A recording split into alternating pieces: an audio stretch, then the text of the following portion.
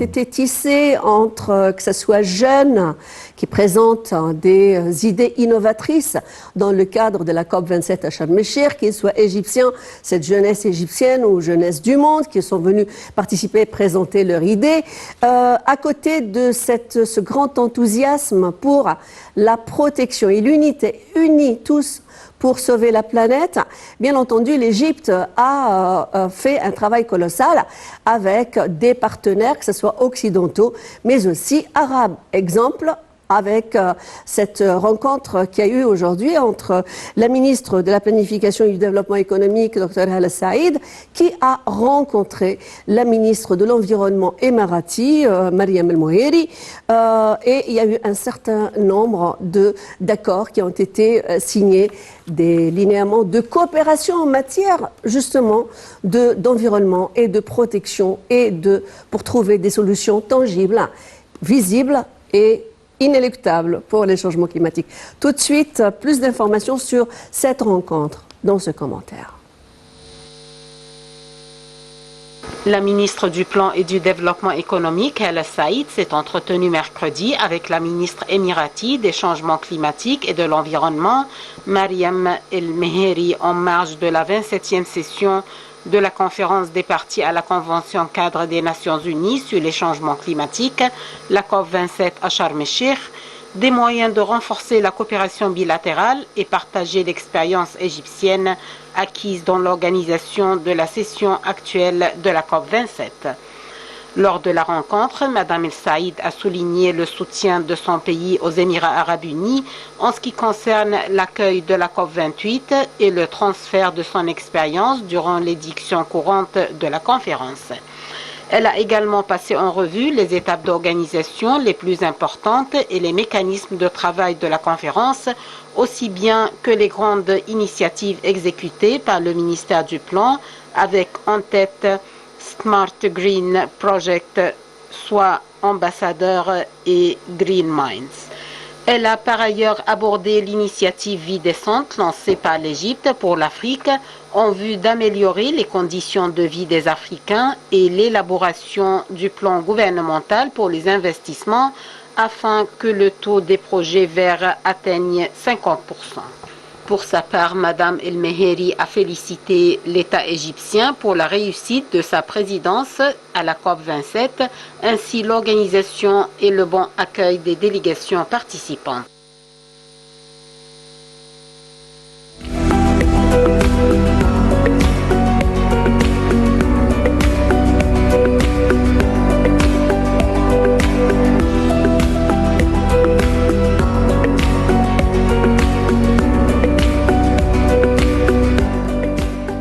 Retour donc sur les points clés, les tables rondes les plus importantes qui se sont déroulées dans le cadre de cette grosse journée, la journée intitulée « Les solutions possibles ».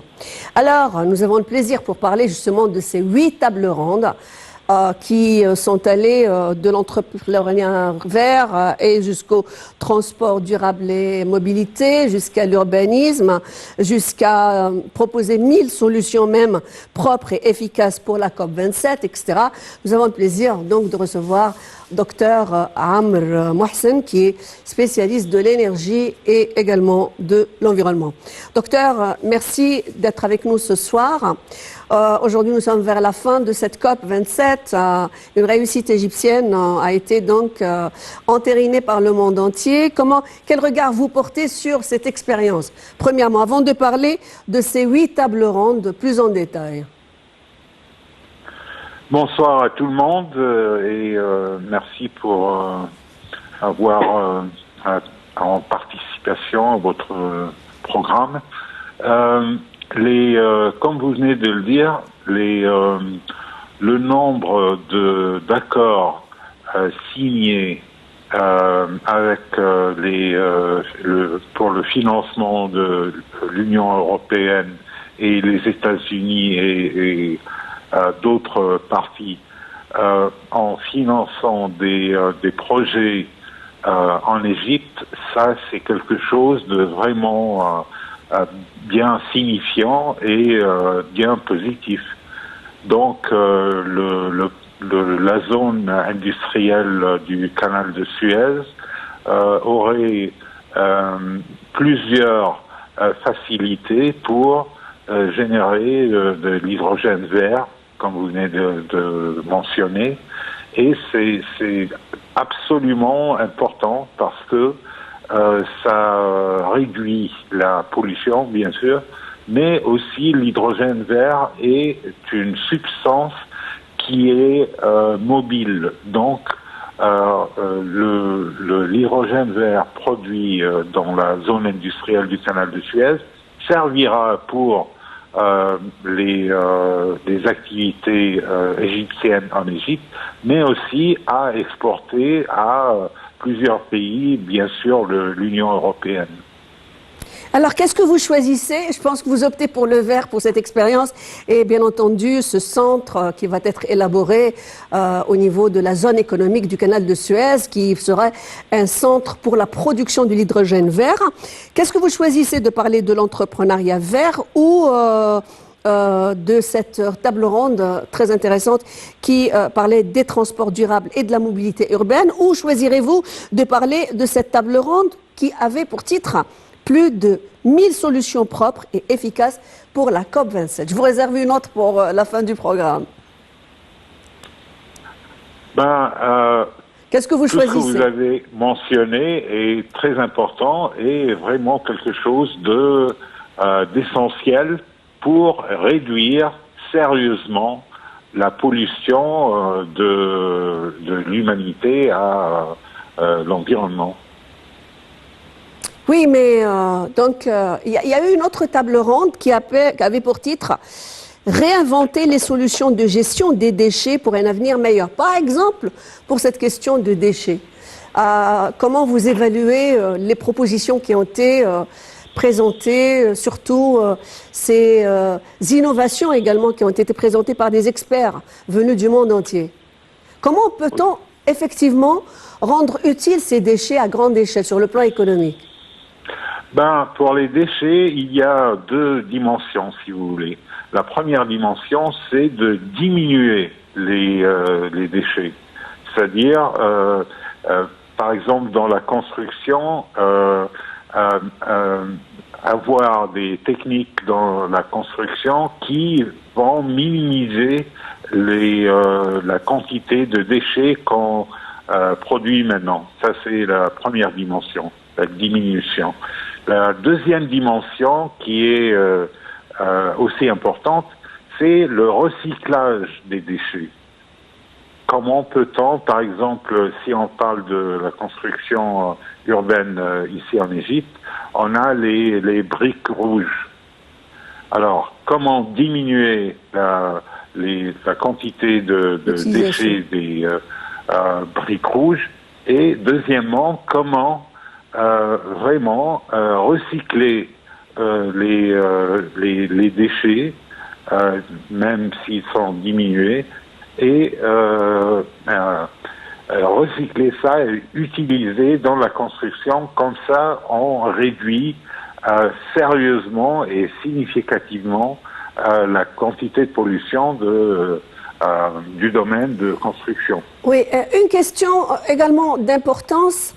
À quel point, avec quel degré, je veux dire, quel pourcentage allez-vous donner en tant qu'expert de l'environnement, des énergies, jusqu'à quel point a réussi cette CAP avec cette présentation, cet enthousiasme, vraiment à changer la cartographie du futur climatique sombre de la planète Terre? Honnêtement. Oui, Je sais que c'est une question très difficile. Il faut beaucoup d'analyse. Allez-y. Mais avec votre spécialité, vous êtes là pour donner des vues futuristes, hein, je veux dire, des scénarios futuristes. Allez-y. Votre scénario. À mon avis, c'est-à-dire je donnerais 8 sur 10, si vous voulez. Waouh, c'est déjà beaucoup, 8 sur 10, c'est très bien. Ce que je veux dire, c'est pas ils n'ont pas présenté des solutions parfaites qui vont résoudre tous les problèmes des déchets et de pollution à 100%, mais c'est un début très pratique et qui va vraiment sur Terre réduire la pollution, réduire les déchets, vraiment avoir le recyclage fait d'une manière propre et d'une manière efficace. Donc, je donnerai 8 sur 10. Alors, c'est très bien, c'est déjà très bien. Merci pour vous, vous êtes enthousiaste, vous donnez une énergie positive. Pour cette question de déforestation, de sécheresse, de manque d'eau, quel pourrait être... Est-ce qu'on a vraiment trouvé de grands débouchés qui vont changer, je veux dire, les attitudes étatiques? Je ne dirais pas des personnes, je parle des États ici, des décideurs, des pays qui détiennent, qui monopolisent justement le savoir économique, mais aussi qui usent de ces technologies pour polluer l'atmosphère.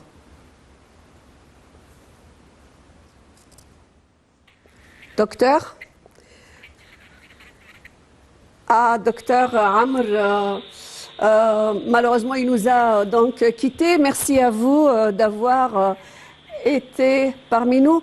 Non, je pense qu'on aura l'occasion, le plaisir encore de vous retrouver tout de suite. Docteur Amr, vous m'écoutez? Oui, oui. Alors, par exemple, j'avais pas fini avec vous encore. Je vous ai dit, par exemple, j'ai changé je vous ai posé une question, vous n'étiez pas là, je pose une autre question. Par exemple, cette Artemis 1 qui a décollé hier avec beaucoup d'enthousiasme de la part des pays occidentaux, etc. À quel point ce type de projet participe-t-il à la pollution, justement, de l'atmosphère ? Avec même des projets ambitieux, extralunaires, pour aller même jusqu'à Mars. Oui, c'est-à-dire, pour répondre à votre question, je pense qu'il faut vraiment considérer que COP27 est une réunion très distinguée, parce que c'est les COP d'avant, tous les 26 COP d'avant, avaient une concentration sur signer des accords, donner des promesses et tout ça. COP27 est très différente des autres COP, parce que on voit des accords sur Terre, des accords sur vraiment le terrain, pratiques. Oui. Voilà. Oui. Mais pour le continent africain, un dernier mot d'ordre. Il a bénéficié, à quel point il a bénéficié de cette COP27? Vous savez que au mois de septembre, il y a eu une réunion à Libreville qui a duré 8 jours. Et il y avait des discussions continues entre les pays africains en faisant une préparation pour la COP27. Donc,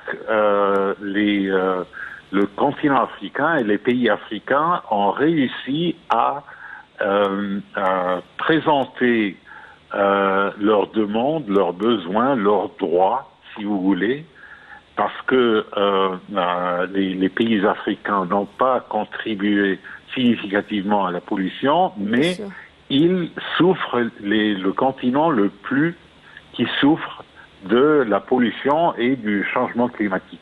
Donc, à la COP27, on a vraiment réussi à avoir des réponses et des solutions pratiques pour le continent africain. Pratique et de présenter en bloc, en tant que continent africain, à sa tête l'Égypte, justement, de quoi a besoin l'Afrique.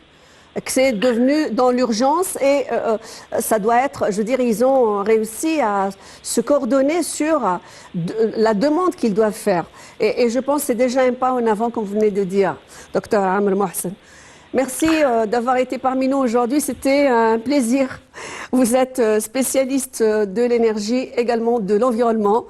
et avec Madame, Monsieur, ces quelques conclusions qu'on a données pour cette très très grande et cette grosse journée, mais une grosse journée de par son importance et de par aussi l'importance qu'elle a dans les linéaments qu'elle a emmagasinés justement pour concevoir le problème climatique, l'urgence climatique, mais aussi les catastrophes climatiques qui sont aujourd'hui pas de l'ordre de la science-fiction, mais qui sont bel et bien juste là. Et nous les vivons. Nous vivons dans certains pays tels que, par exemple, le Pakistan. On a vécu une petite forme du film, du fameux film, The Day After Tomorrow. Donc, nous sommes devant une urgence climatique. Merci à vous d'avoir suivi Nile TV International. Demain, donc, sera la journée aussi, une journée importante. Suivez-la sur Nile TV International et toujours l'information continue sur notre chaîne. Bonsoir à toutes et bonsoir à tous.